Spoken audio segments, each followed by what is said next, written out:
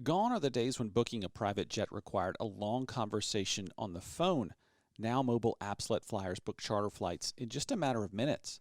Major players in private aviation as well as emerging competitors now have apps. Many follow a similar process. Customers choose where they're coming from and their destination, select dates, and then select their preferred plane size.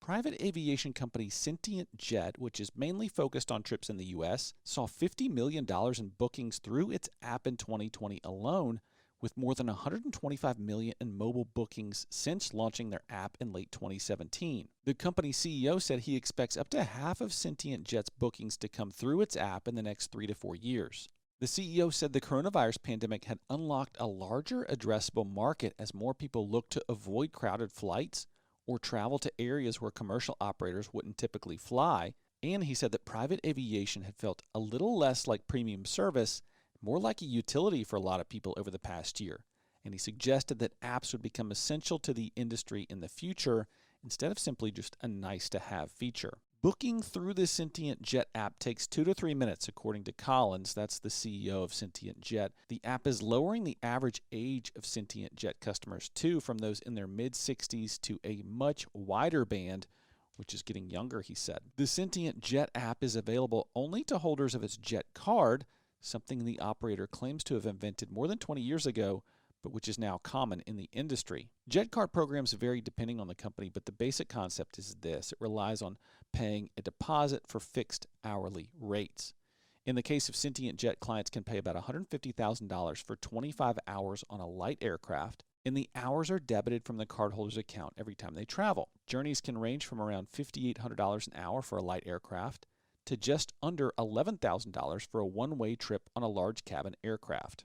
Before jet cards came onto the market, Collins said that people could only really book a private jet through chartering or renting the plane, as well as buying an entire aircraft or a fraction of one. Collins said the growth of apps in private aviation is really a natural extension of the jet card.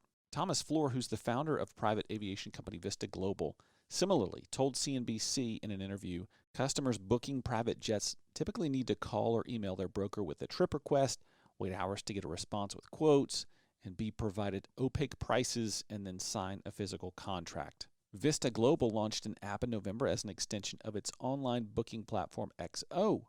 It's free to use for any client, and Floor claimed that both the online platform and the app allow customers to book in just seconds. Users of XO have the option to crowdfund a flight even, essentially letting them buy just one seat on the plane instead of the whole flight. The private aviation firm Wheels Up has a similar feature that lets customers use a, quote, shared flights board feature on its app to view flights on offer for sharing with other users.